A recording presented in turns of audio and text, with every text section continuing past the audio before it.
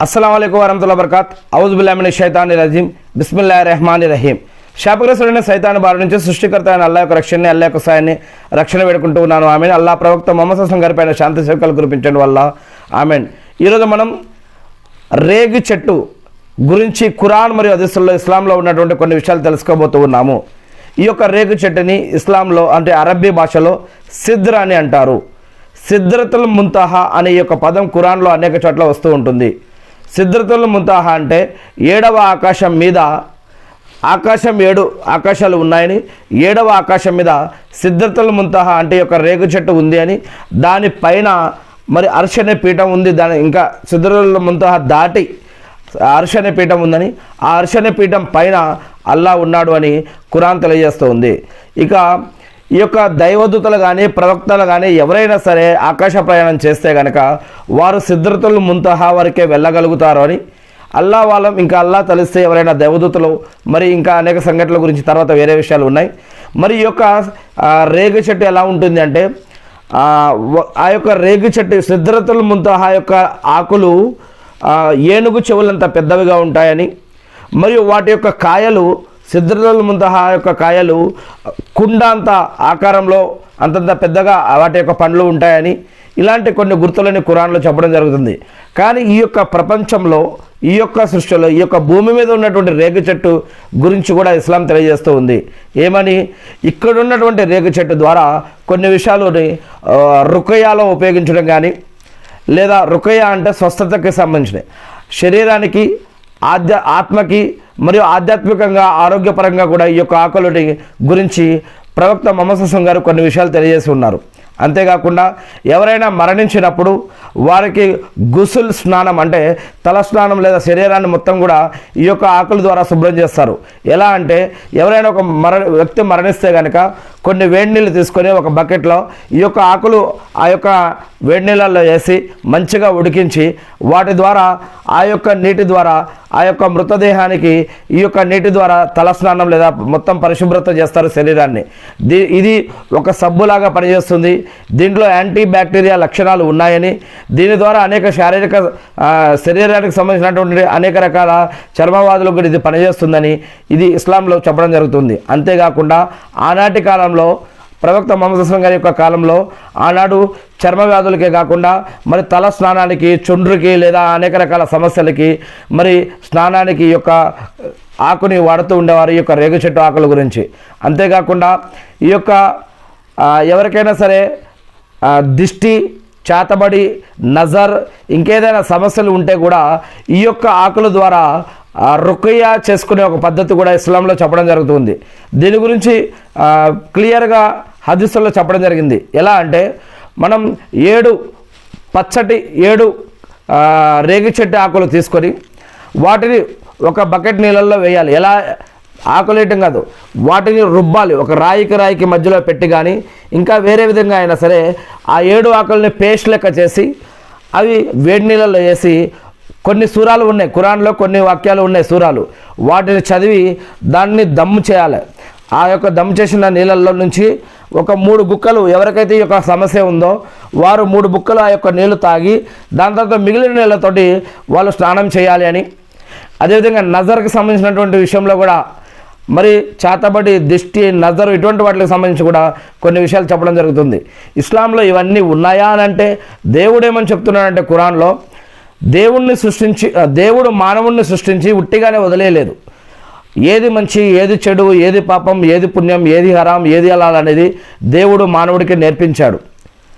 మన యొక్క దువాలు దేవుడి వద్ద స్వీకరించబడాలి అన్నా, మనం ఆరోగ్యంగా ఉండాలి అన్నా కూడా హలాల్ పద్ధతిలో సంపాదించిన సంపాదన ద్వారా అటువంటి జీవితం గడిపితే మీ యొక్క ప్రార్థనలు దేవుడి వద్ద స్వీకరించబడతాయని, ఒక వ్యక్తి హజ్, ఉమ్రాలు, సదకా ఖైరాతులు, దాన ధర్మాలు, దువాలు, ప్రార్థనలు ఎన్ని పుణ్యాలు చేసినా కూడా అవి దేవుడి వద్ద స్వీకరించబడాలి అంటే కూడా అతడు హలాల్ సంపాదన ప్రకారం సంపాదించి ఉండాలి. హలాల్ అంటే ఏమిటంటే ధర్మబద్ధమైనటువంటి, అంటే అక్రమం, అన్యాయం, మోసం, ఘోరం అన్ని ఇటువంటివి నేరాలు, ఘోరాలు, కుట్రలు, కుతంత్రాలు ఇటువంటివి ఏవీ లేకుండా దేవుడు చెప్పిన పద్ధతిలో మరి సమాజానికి, కుటుంబానికి ఆధ్యాత్మికంగా అన్ని రకాలుగా మంచి పద్ధతిలో సంపాదించే సంపాదన అన్నమాట. ఇక హరాం అంటే అది ఆ యొక్క హరాం అంటే ఏమిటి అంటే ఇస్లాంలో దాని ద్వారా మనకి ఆరోగ్యపరంగా కానీ ఆధ్యాత్మికంగా కానీ మనకి కానీ ఇతరులకు కానీ దానివల్ల ఎక్కడొకక్కడ అన్యాయం, అక్రమం, ఆపద, అనారోగ్యం, ఇబ్బందులు కలిగేటటువంటి విషయాలని దేవుడు ఎటునైతే వద్దన్నాడో, ఎటునైతే మానేయమని చెప్పాడో వీటిని హరాం అంటారు, అంటే నిషిద్ధం. ఇవి ఏవైనా సరే అబద్ధం చెప్పి సంపాదించితే అది హరాం. మరి ధర్మ విరుద్ధంగా షిర్క్ మరియు బిదాత్ కలిగినటువంటి కారోబార్లు, బిజినెస్లు, జాబులు చేసినా అది హరాం. అబద్ధం, మోసం, అక్రమం, ఒక మంచి వస్తువుని అక్రమం, అన్యాయం, అబద్ధం, మోసం చేసి అమ్మినా కూడా అది కూడా హరామే. ఇలాంటి హరాం, హలాల్ అనే రెండు విషయాలు ఉన్నాయి. అది మంచి వస్తువుని హరాం పద్ధతిలో కారోబార్ చేసినా అది తప్పే, ఇక చెడు వస్తువుని హలాల్గా సంపాదించాలని అనుకున్నా అది తప్పే. అందుకే ఈ యొక్క రెండు విషయాలు తెలుసుకోవాలి. ఇక ఏదైనా మన యొక్క అమల్, మన యొక్క పద్ధతి ఏదైనా దేవుడి వద్ద స్వీకరించబడాలి అంటే కనుక మరి మన యొక్క పద్ధతులు కూడా ఆ యొక్క దేవుడు చెప్పినట్లుగా మంచి పద్ధతులు ఉంటేనే అది దేవుడి వద్ద స్వీకరించబడుతుంది. ఇక ఈ యొక్క రుకయ్య అంటే మరి ఇది ఆధ్యాత్మిక పరంగా ఇది ఒక పద్ధతిని ఖురాన్ మరియు హదీసుల్లో దేవుడు నేర్పించి ఉన్నాడు. ఏంటంటే ప్రవక్త మొహమ్మద్ సల్లం గారు తెలియజేశారు ఈ యొక్క రుకయ్య పద్ధతిని, ఏం దువాలు చేయాలి, ఎలా చేయాలి అనేది కూడా చెప్పారు. ఇంకొకటి ఇస్లాం ఏం చెప్తుందంటే దువా, దవా రెండు పద్ధతుల ద్వారా ముందుకు వెళ్ళాలి మనం. దువా, దవా అంటే ఈ యొక్క రుకయ్య పద్ధతి చేసుకుంటూ మన యొక్క వైద్యుల దగ్గరికి కూడా మనం వెళ్ళాలి. హాస్పిటల్ కానీ డాక్టర్లను కానీ కూడా సంపాదించాలి. ఉట్టిగా మరి మనం ఈ యొక్క పద్ధతుల్ని నమ్ముకొని ఇలానే ఉండటం కాకుండా దేవుడు రెండు విషయాలు చెప్పాడు. వైద్యం కూడా ఉంది, ప్రతి అనారోగ్యానికి వైద్యం కూడా ఉందని చెప్తూ ఉన్నాడు. కానీ కొన్ని విషయాలలో ఈ యొక్క దువాతో కూడా కొన్ని విషయాలు తగ్గిపోతాయి మనకి. కానీ కొన్ని విషయాలు మాత్రం మన ప్రయత్నం అనేది అక్కడ జరగాలి. ఆ యొక్క ప్రయత్నంతో పాటు ఈ యొక్క దువాలు కూడా చేసుకోవాలి. ఈ యొక్క రెండింటి ద్వారా దేవుడు స్వస్థత ఇచ్చే అవకాశం ఉంటుంది. దేవుడు స్వస్థత దాంట్లో పెడతాడా, దీంట్లో పెడతాడో అల్లా వాళ్ళం దేవుడికి తెలుసు. కానీ మనం ఉట్టిగా కూర్చోకుండా గాలిలో దీపం పెట్టి దేవుడా ఈ యొక్క దీపాన్ని కాపాడు అని చెప్పి అని అనకుండా మన యొక్క ప్రయత్నాలు చేస్తూ దానిని కాపాడమని అంటూ ఉంటే అటువంటి వాతావరణాన్ని దేవుడు కల్పిస్తాడు. అటువంటి సౌకర్యాలని దేవుడు అక్కడ కల్పిస్తాడు, రక్షణ సౌకర్యాలని. అలానే మనకి ఏదైనా అనారోగ్యం కలిగితే కూడా మనం నమాజులు, ఉపవాసాలు, లేకుంటే ఖురాన్ చదవటం, లేదా దువాలు చదువుకోవటం, లేదా జంజం నీళ్ళు, లేదా ఇంకా అనేక రకాల పద్ధతులు ఏవైతే ఉన్నాయో మరి వీటిని ఆశ్రయిస్తూ వీటి ద్వారా మరి తల్లిదండ్రులని మన కోసం ప్రార్థన చేయమని, మన కోసం తల్లిదండ్రుల కోసం ప్రార్థన చేయటం, అన్నదమ్ముళ్ళు, అక్క చెల్లెళ్ళు ఒకరి కోసం ఒకరు ప్రార్థన చేసుకోవటం, బంధుమిత్రులతో మంచిగా ఉంటూ వారితో మనతోటి వారికి ప్రార్థనలు చేయమని అడగటం, ఇలాంటి ఇంకా అనేక రకాల పద్ధతులు ఉన్నాయి దువాలు అడగటంలో. ఎందుకంటే ఎవరి ప్రార్థన ద్వారా దేవుడు మనకి స్వస్థత కల్పిస్తాడో చెప్పలేము. అందుకని ఇలా అందరితో కలిసిమెలిసి ఉంటూ శిలారాహిమిని కాపాడుకుంటూ ఆరోగ్యపరంగా ముందుకు వెళ్తే దేంట్లో అయినా సిఫా దొరికే అవకాశం ఉంది. మరియు హాస్పిటల్, డాక్టర్ విషయం కూడా అది కూడా చూసుకోవాలి. ఇట్లా బంధుమిత్రులు, స్నేహితులు వీరితో కూడా మంచుకుంటూ ఆ యొక్క పద్ధతుల్లో కూడా ప్రయత్నించాలి. అదేవిధంగా మన యొక్క నమాజులు, ఉపవాసాలు, సదకా ఖైరాతులు, జకాతులు, దాన ధర్మాలు, హజ్జుమ్రాలు, దువాలు, ప్రార్థనలు వీటి ద్వారా కూడా ఆశ్రయించాలి. ఇలాంటి అనేక పద్ధతులని దేవుడు పెట్టాడు. ఏ పద్ధతి ద్వారా మనకి ఎక్కడ ఏ విషయంలో స్వస్థత దొరుకుతుందో అల్లా వాలం. అందుకే దేవుడిచ్చిన యొక్క ముందుగా దేవుడు ఏం చెప్తున్నాడంటే మీరు జ్ఞానాన్ని నేర్చుకోండి అని చెప్తూ ఉన్నాడు. ఖురాన్లో మొట్టమొదటి వాక్యమే ఏమిటి అంటే ఇల్ము అంటే ఇక్కర అంటే ముందుగా మీరు జ్ఞానాన్ని తెలుసుకోండి. ఈ యొక్క జ్ఞానం తెలుసుకున్న తర్వాతే మనం ఎలా ఆరాధించాలి, ఎలా జీవించాలి, ఎలా నడవాలి అనేది ఈ యొక్క పద్ధతులు మనకు తెలుస్తాయి. ఇకపోతే ఖురాన్లో చెప్పబడ్డటువంటి ఇంకా అనేక విషయాలు దృష్టికి మరియు 7వ ఆకాశం పైన మేరాజ్ యాత్రలో ప్రవక్త మొహమ్మద్ సల్లం గారు 7వ ఆకాశంలో జిబ్రీల్ అలైహిస్సలాం గారితో వెళ్ళినప్పుడు ఈ యొక్క సిద్రతుల్ ముంతహా దగ్గరే జిబ్రీల్ అలైహిస్సలాం గారిని అసలు రూపంలో ఒకసారి అక్కడ చూడటం జరిగిందని, ఈ యొక్క సిద్రతుల్ ముంతహా యొక్క వేర్ల దగ్గర నుంచి స్వర్గం యొక్క నదులు మరి ప్రవహిస్తూ ఉంటాయని ఇలాంటి అనేక విషయాలు ఖురాన్లో చెప్పడం జరుగుతుంది. మరి అంతేకాకుండా నేను ఇప్పుడు ఒక ఖురాన్ వాక్యాలు కొన్ని చదివి వినిపించడం కోసం ప్రయత్నిస్తాను. ఇది మహిళలు ఒక పీరియడ్స్లో ఉన్నప్పుడు కానీ ఇంకా ఇతర సమయాలలో కానీ గుసులు చేసేటప్పుడు కూడా ఈ యొక్క రేగుపళ్ళ యొక్క ఆకలని మరి ఇస్లాంలో వాడేటటువంటి కొన్ని పద్ధతులు ఉన్నాయి. ఇకపోతే దీని యొక్క సారాంశం ఏమిటి అంటే రేగి చెట్టు ఇస్లాంలో కేవలం భౌతికమైన పరిశుభ్రతకు మాత్రమే కాకుండా అత్యున్నత స్థాయి ఆధ్యాత్మిక పవిత్రతకు కూడా దీన్ని ఉపయోగిస్తారు. అంటే ఇది పరిశుభ్రత ఇస్లాంలో లేదా విశ్వాసంలో మరి సగభాగంగా కూడా చెప్పడం జరుగుతూ ఉంది. ఇకపోతే నేను రుకయ్య అని చెప్పాను కదా, ఈ యొక్క రుకయ్యలో ముఖ్యంగా కొన్ని సూరాలు చదువుతాం. ఉదాహరణకి సూర్య ఫాతిహా కావచ్చు, లేదా ఐతల్ కుర్సీ కావచ్చు. ఐతల్ కుర్సీ అంటే 2వ సూరాలో 255వ వాక్యం. అదేవిధంగా సూర్య బక్రాలో చివరి 2 వాక్యాలు, ఖురాన్లో చివరి 3 సూరాలు.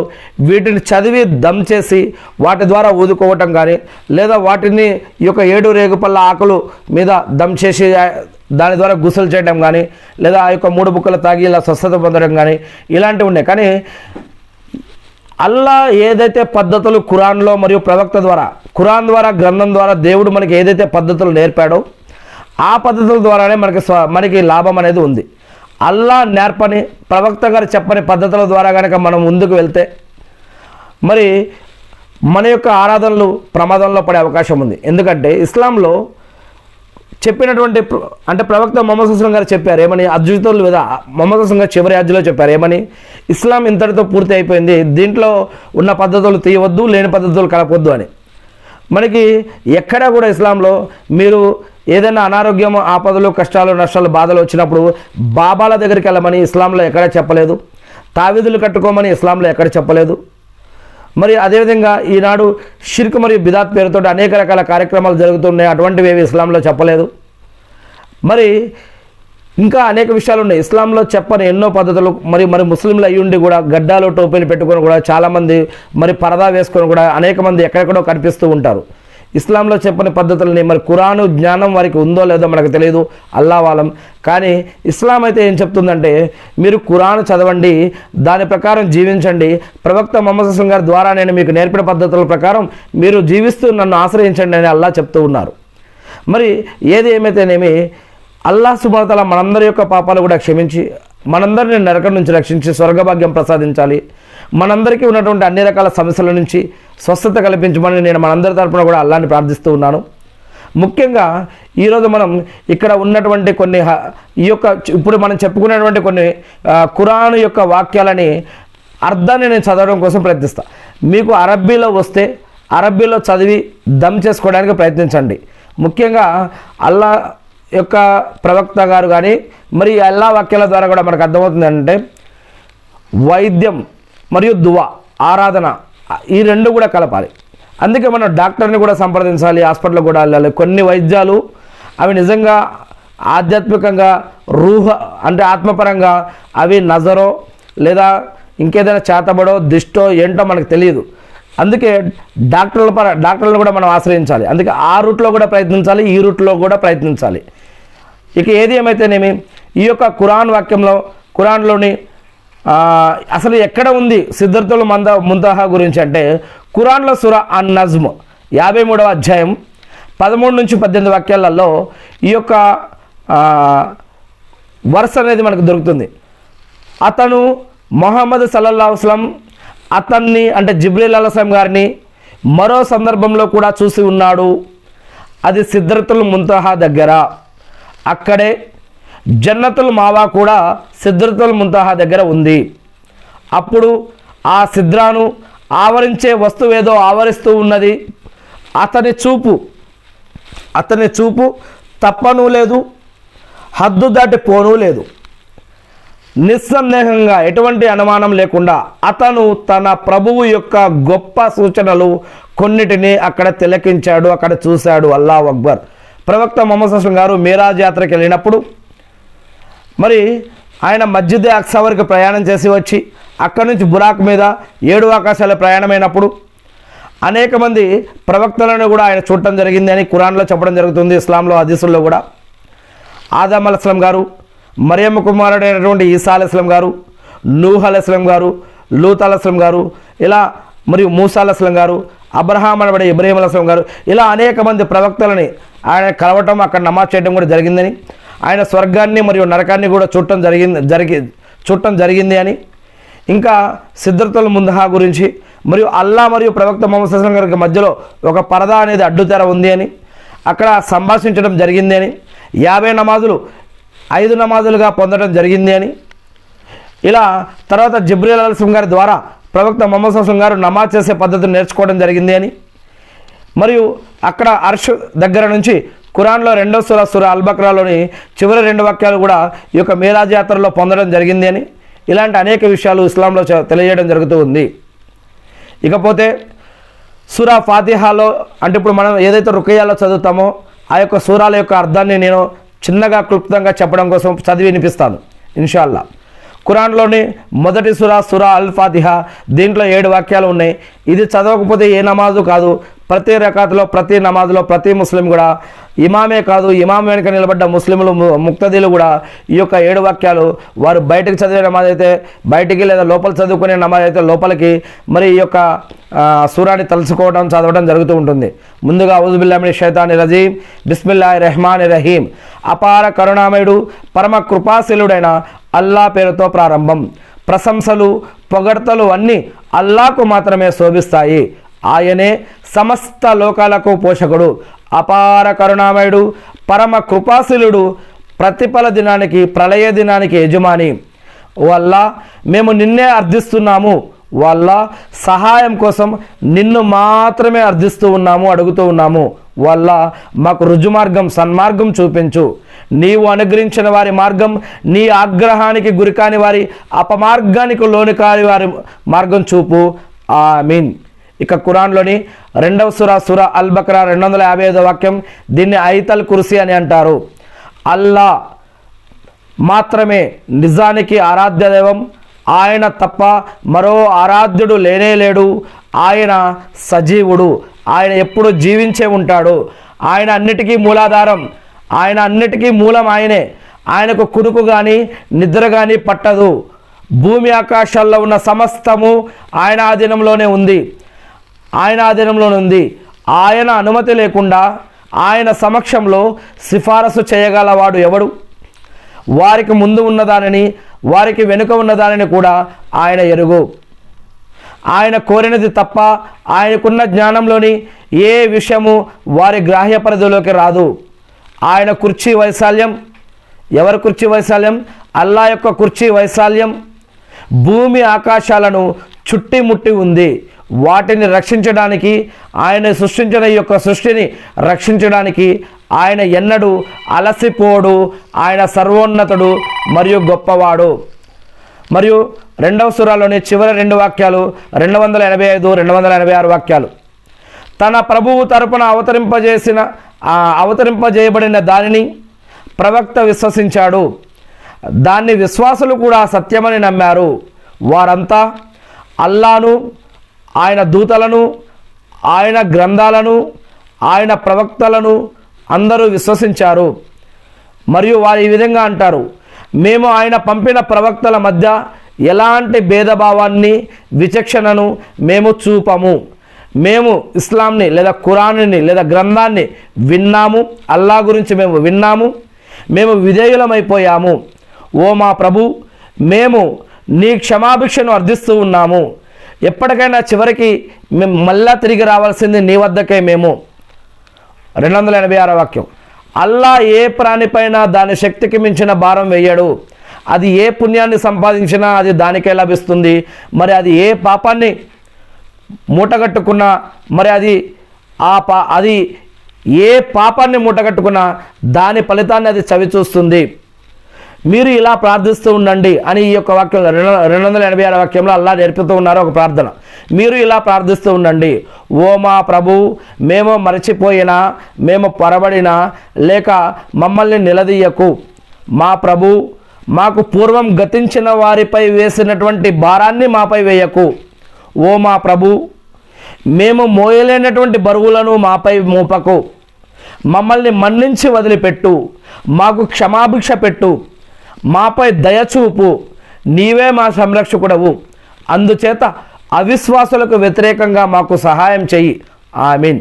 ఇక ఖురాన్లో 112వ సూరా సూరా అల్ ఇఖ్లాస్. ఓ మొహమ్మద్ సల్లల్లాహు అలైహి వసల్లం వారికి ఇలా చెప్పు, అల్లా నిజమైన ఆరాధ్యుడు ఒకే ఒక్కడు. అల్లా నిరపేక్షపరుడు, ఏ అక్కర ఏ అవసరం లేనివాడు. ఆయన ఎవరిని కనలేదు, ఆయన కూడా ఎవరికి పుట్టినవాడు కాదు. ఆయనకు సరి సమానుడు, ఆయనతో పోల్చదగిన వాడు, పోల్చదగింది ఏదీ లేదు.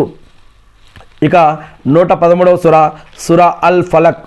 చెప్పు, నేను ప్రాతకాల ప్రభు శరణు కోరుతూ ఉన్నాను. ఆయన సృష్టించిన వాటన్నిటి కీడు నుంచి నేను ఆయన శరణు, ఆయన రక్షణ కోరుకుంటూ ఉన్నాను. కటికి చీకటి కమ్ముకున్నప్పటి రాత్రి చీకటి కీడు నుంచి, మంత్రించి ముడులలో ఊదే వారి కీడు నుంచి, అసూయ చెందినప్పటి కీడు నుంచి నేను నా ప్రభువు రక్షణ కోరుతూ ఉన్నాను. ఆమీన్. 114వ సూరా చివరిగా ఈ విధంగా చెప్పు, నేను మానవుల రక్షణ కోరుతున్నాను. మానవుల చక్రవర్తిని, మానవుల ఆరాధ్య దైవాన్ని ఆశ్రయిస్తూ ఉన్నాను. దురాలోచనలు రేకెత్తించే తప్పించుకునే వాడి కీడు నుంచి, వాడు జనుల హృదయాలలో దురాలోచనలు రేకెత్తిస్తాడు. వాడు జిన్ను వర్గానికి చెందినవాడైనా సరే, మానవ వర్గానికి చెందినవాడైనా సరే, వీటన్నిటి నుంచి, వీరందరి నుంచి నేను ఆ సృష్టికర్త అయిన దేవుణ్ణి, అల్లాని ఆరాధిస్తూ ఉన్నాను, ప్రార్థిస్తూ ఉన్నాను. ఆమీన్. ఇలా మనం అరబ్బీలో చదివి ఏదైతే దమ్ చేస్తామో వాటిని నేను ఉన్నట్లుగా తెలుగులో చదివి వినిపించడం జరిగింది. ఈ యొక్క దువాలు చదివి మరి దమ్ చేసుకొని ఆ యొక్క నీటిలో మరి 3 గుక్కలు నీళ్ళు తాగి వాటితో గుసలు స్నానం, తల స్నానం అనేది చేసుకుంటే కనుక అల్హమ్దులిల్లా ఆధ్యాత్మికంగా స్వస్థత దొరికే అవకాశం ఉంది అని మరి అనేక రకాల హదీసుల్లో తెలియజేయడం జరుగుతూ ఉంది. ఏది ఏమైతే నేను ఆ సృష్టికర్త అయిన అల్లాని ప్రార్థిస్తూ ఉన్నాను. అల్లా మీరు ప్రవక్తల ద్వారా, గ్రంథాల ద్వారా ఏదైతే జీవన మరియు ఆరాధన పద్ధతులు మాకు తెలియజేశారో అల్లా వాటిని మేము తెలుసుకొని, నేర్చుకుని, అర్థం చేసుకొని, గుర్తుపెట్టుకొని వాటి ప్రకారం మేము జీవిస్తూ మిమ్మల్ని ఆరాధిస్తూ తెలియని ఇతర మా సోదరులు కూడా తెలిపే భాగ్యాన్ని మాకు ప్రసాదించండి వల్ల. ఆమీన్. అల్లా ఈ యొక్క ప్రసంగం ఎవరైతే వింటున్నారో అల్లా వారి తరపున, మా తరపున కూడా మేము మిమ్మల్ని ప్రార్థిస్తూ, అర్థిస్తూ, ఆరాధిస్తూ ఉన్నాం వల్ల. అల్లా మా పాపాలను క్షమించి, నరకం నుంచి రక్షించి, జిన్నాతుల నుంచి, సైతానుల నుంచి, అనారోగ్యాల నుంచి, అప్పుల నుంచి, ఆకలి దప్పికల నుంచి, ప్రాణం పోయేటప్పుడు బాధ నుంచి, దజ్జాల ఉపద్రవం నుంచి, సమాధి శిక్షల నుంచి, యాజోజు మాజోజుల నుంచి, నరకం నుంచి, ప్రళయ దినం రోజు ఉన్నటువంటి ఇబ్బందుల నుంచి, షిర్కు నుంచి, బిదాత్ నుంచి, హరాం నుంచి, వడ్డీ నుంచి, అల్లా అప్పుల నుంచి, అన్నిటి నుంచి మీ యొక్క రక్షణని, మీ యొక్క సహాయాన్ని మా అందరి తరపున కూడా నేను మిమ్మల్ని అర్థిస్తూ, ఆరాధిస్తూ ఉన్నాను వల్ల. అల్లా మీరు ఏవైతే బాధ్యతలు మా పైన పెట్టారో అవి నెరవేర్చడం కోసం కావాల్సిన ఉపాధిని, బరకత్ని, రక్షణని, సహాయాన్ని మాకు ప్రసాదించండి వల్ల. ఆమీన్. అల్లా ఇబ్రాహీం అలైహిస్సలాం గారి పైన, ఆయన కుటుంబ సభ్యులపైన, ఆయన ఉమ్మత పైన శాంతి సేవకులు కురిపించిన విధంగా అల్లా ప్రవక్త ముహమ్మద్ సల్లల్లాహు అలైహి వసల్లం గారి పైన, ఆయన కుటుంబ సభ్యులపైన, ఆయన ఉమ్మత పైన శాంతి సేవకులు కురిపించి మకామే ముహమ్మద్కు ప్రవక్తగారిని వారసును చేసి అంతిమ దినం రోజు వసలతా స్థానాన్ని ప్రవక్త ముహమ్మద్ సల్లల్లాహు అలైహి వసల్లం గారికి ప్రసాదించడం వల్ల. ఆమీన్. అల్లా మా యొక్క పాపాలను క్షమించడం వల్ల, మా యొక్క ఆరాధనలు స్వీకరించడం వల్ల, ఆరాధనలో మా జీవన పద్ధతుల్లో జరిగిన తప్పులకై మిమ్మల్ని క్షమాపణ వేడుకుంటూ ఉన్న వల్ల, మా అందరి తరపున మిమ్మల్ని క్షమాపణ వేడుకుంటూ ఉన్నాలా. ఏ హృదయం అయితే నీ గురించి ఆలోచిస్తుందో, ఎవరైతే నీ గురించి తెలుసుకుంటున్నారో, ఎవరైతే నీ గురించి వింటున్నారో అటువంటి వారందరికీ వల్ల ఇటువంటి వారందరి తరపున నేను మిమ్మల్ని ప్రార్థిస్తూ ఉన్నాను వల్ల, మా అందరికీ కూడా ఇహలోకంలో, పరలోకంలో సహాయం చేయండి వల్ల. అల్లా ఎవరైతే ఈ యొక్క ప్రసంగం వింటున్నారో వారి తరపున, వారి కుటుంబ సభ్యుల తరపున, మా తరపున, అందరి తరపున నేను మిమ్మల్ని ప్రార్థిస్తూ ఉన్నాను వల్ల. తల్లిదండ్రులు కోల్పోయినటువంటి పిల్లలు, పిల్లల్ని కోల్పోయినటువంటి తల్లిదండ్రులు, అనారోగ్యంతో, అప్పులతోటి, ఆకలి దప్పికలతోటి, అదేవిధంగా అనేక రకాల ఇబ్బందుల్లో ఎవరైతే ఉన్నారో మళ్ళీ ఇటువంటి వారందరి తరపున నేను మిమ్మల్ని అర్జిస్తూ, ఆరాధిస్తూ ఉన్నాను వల్ల. ఎవరైతే మీ గురించి పనిచేస్తున్నారో, ఎవరైతే మీ గురించి తెలుసుకుంటున్నారో, ఎవరైతే ఏ హృదయం అయితే మిమ్మల్ని అర్జిస్తూ, ఆరాధిస్తూ, తప్పిస్తూ ఉందో అటువంటి నీ యొక్క ప్రతి దాసుడిపైన మీ యొక్క శాంతి సేవకాలు కురిపించడం వల్ల, అల్లా మరణించిన, బ్రతిక ఉన్న, రాబోవు నీ యొక్క దాసులందరిపైన మీ యొక్క శాంతి సేవకాలు కురిపించడం వల్ల, అల్లా అన్ని కాలాలలో, అన్ని యుగాలలో, అన్ని చరిత్రల్లో వచ్చిన నీ ప్రవక్తల సహబాలో నీ యొక్క దాసులు, సజ్జనులు, నీ యొక్క దైవదూతలు అందరిపైన శాంతి సేవకాలు కురిపించి అటువంటి వారు సరసన మమ్మల్ని కూడా చేర్చండి వల్ల. ఆమీన్. అల్లా మా పాపాలను క్షమించండి, మాకు సహాయం చేయండి, మా యొక్క ప్రార్థన స్వీకరించండి వల్ల. అల్లాహు అక్బర్. అషహదు అన్ లా ఇలాహా ఇల్లల్లాహు వ అషహదు అన్న ముహమ్మదన్ అబ్దుహు వ రసూలుహు. అల్లా మా పాపాలను క్షమించి మా ప్రార్థన స్వీకరించండి వల్ల. ఆమీన్. అల్లాహు అక్బర్.